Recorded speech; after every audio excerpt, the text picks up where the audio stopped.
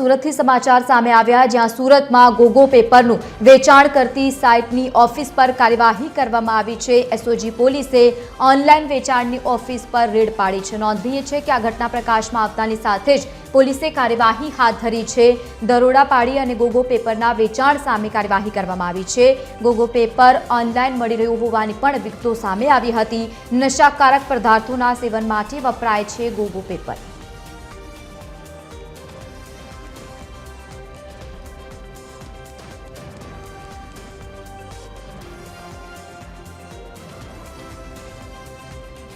તો સુરતથી આ સમાચાર સામે આવ્યા, જ્યાં દરોડા પાડવામાં આવ્યા છે। નોંધનીય છે કે ગોગો પેપરના વેચાણ સામે કાર્યવાહી હાથ ધરવામાં આવી છે। ગોગો પેપર ઓનલાઈન મળી રહ્યું હોવાની પણ માહિતી એક તરફ સામે આવી હતી। નશાકારક પદાર્થોના સેવન માટે આ ગોગો પેપરનો ઉપયોગ થાય છે, જેથી કરીને પોલીસે કાર્યવાહી હાથ ધરી છે। એસઓજી પોલીસે ઓનલાઈન વેચાણની ઓફિસ પર રેડ પાડી છે અને ત્યારબાદ હવે મુદ્દામાલ જપ્ત કરી આગળની કાર્યવાહી પણ હાથ ધરવામાં આવી છે। છેલ્લા ઘણા સમયથી ગોગો પેપરને લઈને સતત કાર્યવાહી કરવામાં આવી રહી છે। આ તમામની વચ્ચે સુરતમાં પણ કાર્યવાહી હાથ ધરાઈ। વધુ માહિતી સાથે એસોસિએટ એડિટર દેવેન ચિત્તે આપણી સાથે લાઈવ જોડાયા છે। દેવેન, ગોગો પેપરનું વેચાણ ઓનલાઈન પણ થઈ રહ્યું છે અને સ્ટોર્સ પર પણ ઉપલબ્ધ જોવા મળતું હોય છે। એવા સમયમાં એસઓજી પોલીસે કાર્યવાહી હાથ ધરી છે, શું વધુ માહિતી?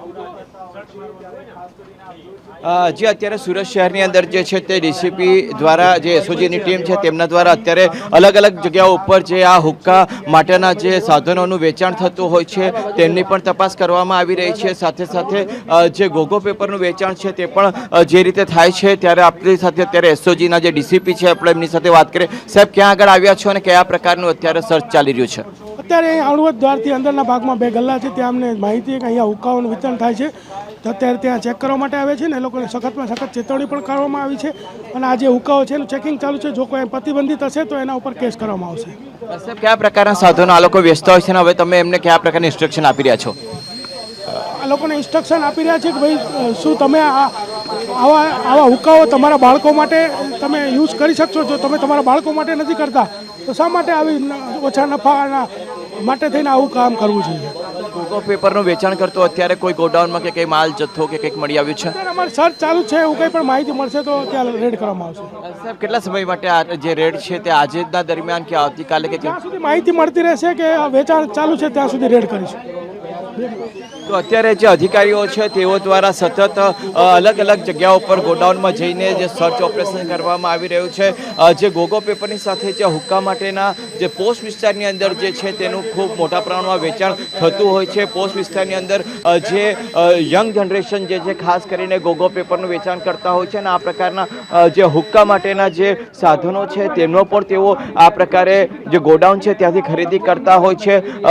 એ ખૂબ જ ગંભીર બાબત છે। અત્યારે તમે જોઈ શકો છો તે રીતે એસઓજીની જે ટીમ છે તે શહેરના અલગ અલગ વિસ્તારમાં આ પ્રકારે સર્ચ કરી રહી છે અને જ્યાં પણ તેઓ અત્યારે પહોંચી રહ્યા છે ત્યાં આખી ટીમ જે છે તે પેપરોને સર્ચ કરવા પાછળ લાગી ગઈ છે। પરંતુ ગંભીર બાબત એ છે કે અત્યારે પણ એસઓજી દ્વારા જે વિક્રેતાઓ છે એમને સમજણ આપવામાં આવી હતી કે આ જે બધા પદાર્થો જે છે તે નશાકારક દ્રવ્યોના સેવન કરવા માટે છે અને આ જે પેઢી છે તે આવનાર પેઢી માટે એના સ્વાસ્થ્ય માટે ખૂબ જ જોખમી છે। તો એમણે પણ પોતાની રીતે સમજદારી દાખવવી જોઈએ અને આ પ્રકારનું જે વેચાણ જે વસ્તુઓનું કરતા હોય છે તે જે છે તેને પોતે પણ અટકાવવું જોઈએ અને જે યુવા ધન જે છે તે આ અત્યારે નશાકારક વસ્તુ જે છે તેનું જે સેવન કરતા તેઓ અટકે તે પણ ખૂબ જરૂરી છે।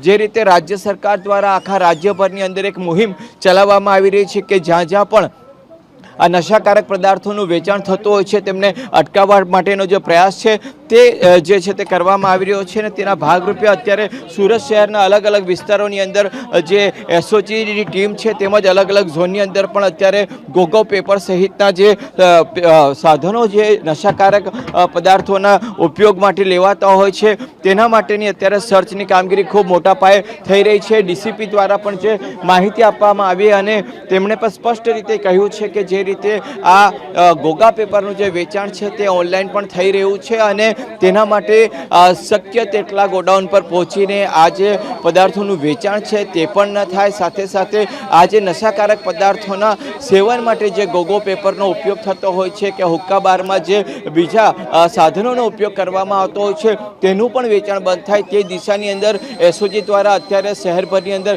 કાર્યવાહી કરવામાં આવી રહી છે। જો કે અત્યારે એક બ્લિંકિટનું જે ગોડાઉન છે ભટાર વિસ્તારની અંદર ત્યાં પણ રેડ કરવામાં આવી હતી। જો કે ત્યાં કોઈ પણ પ્રકારનો ગોગો પેપરનો જથ્થો નથી મળી આવ્યો અને ત્યાંથી હવે બીજા સ્થળ ઉપર જે સિટી લાઇટ વિસ્તારની અંદર છે ત્યાં આગળ અત્યારે એસઓજીની ટીમ પહોંચી છે અને ત્યાં પણ એમણે આખું સર્ચ ઓપરેશન જે છે તે શરૂ કર્યું છે અને સાથે સાથે જે વિક્રેતાઓ છે એમને પણ સમજણ આપવાનો પ્રયાસ કરવામાં આવ્યો છે કે તેઓ પોતે પણ થોડા જાગૃત રહે અને યુવાધન પ્રત્યેનું તેમની જે ફરજ છે તે પણ નિભાવે, માત્ર કાયદાકીય રીતે નહીં પરંતુ પોતાની પણ એક પોતાની ફરજ છે, નૈતિક ફરજ છે ને નૈતિક ફરજના આધારે આ પ્રકારે જે યુવાનો જે છે તે ગાંજો છે, ડ્રગ્સ જેવા પદાર્થોના સેવન માટે જે સાધનો ઉપયોગમાં કરતા હોય કે ગોગો પેપરનો ઉપયોગ કરતા હોય તો તેનું વેચાણ તેઓ પોતે પણ બંધ કરે એ પ્રકારનો અત્યારે મેસેજ જે છે તે એસઓજી દ્વારા આપવામાં આવી રહ્યો છે। બિલકુલ દેવેન, અને સૌથી મોટો સવાલ ગોગો પેપર મળે છે સરળતાથી એ ચેઇન ઉપર છે, વેપારીઓને કઈ રીતે સરળતાથી મળી જાય છે, સપ્લાય થઈ જાય છે અને પછી સામાન્ય સ્ટોર ઉપર પણ પહોંચી જાય છે આ પેપર અને જેથી કરીને યુવાનો સરળતાથી મેળવી લે છે। જે આજ બાબતે અત્યારે મારી જે ડીસીપી સાથે વાત થઈ હતી તેમને મારો પ્રથમ પ્રશ્ન જે હતો કે આ જે ગોગો પેપર છે તે કાયદેસર રીતે વેચાણ ઓનલાઈન કરી શકે કેમ, ત્યારે તેમણે જવાબ આપ્યો છે કે કાયદેસર રીતે તેનો વેચાણ કરી શકે છે પરંતુ તેનો જે ઉપયોગ છે તે અયોગ્ય રીતે થઈ રહ્યો છે। જે ગોગા પેપરનો ઉપયોગ યુવાનો જે છે તે ગાંજો, ડ્રગ્સ જેવા પદાર્થોના સેવન કરવા માટે થઈ રહ્યા છે એટલે તે ખૂબ જ જોખમી છે અને તેના માટે જ તેઓ ભલે ઓનલાઈન તેનું વેચાણ જે છે તે કાયદેસર હોઈ શકે છે પરંતુ તેનો જે ઉપયોગ જે છે તે ગેરકાયદેસર પ્રવૃત્તિ માટે થઈ રહ્યો છે। નશાકારક યુવાનો જે છે તે આનાથી વધુ પોતાના જીવ સામે જોખમ ઊભું કરી શકે છે, નશાના લતમાં તેઓ ફસાઈ શકે છે અને જ્યારે આજે તેમના સેવન કરવાના જે સાધનો છે તેના ઉપર જો થોડી સખ્તાઈ વર્તવામાં આવે તો સ્વાભાવિક છે તેનું વેચાણ ઓછું થાય અને તેના કારણે તેના જે સેવન કરનારા લોકો છે તેના પ્રમાણમાં પણ ઘટાડો થઈ શકે એવી શક્યતાઓ છે અને તેના આધારે અત્યારે એસઓજીની ટીમ જે છે તે સુરત શહેરના અલગ અલગ વિસ્તારોની અંદર જઈને જે છે તે તપાસ કરી છે। તમે જોઈ શકો છો અત્યારે પણ જે સર્ચ ઓપરેશન છે તે ખૂબ જ ઝીણવટપૂર્વક રીતે થઈ શકે છે। આજે વિક્રેતાઓ છે આપણે એમની સાથે પણ વાત કરીએ, શું અધિકારીઓએ તમને શું સૂચના આપી છે? બંધ કરી દેવાની વાત કરી છે, હુક્કા બંધ કરી દેવાની વાત કરી છે।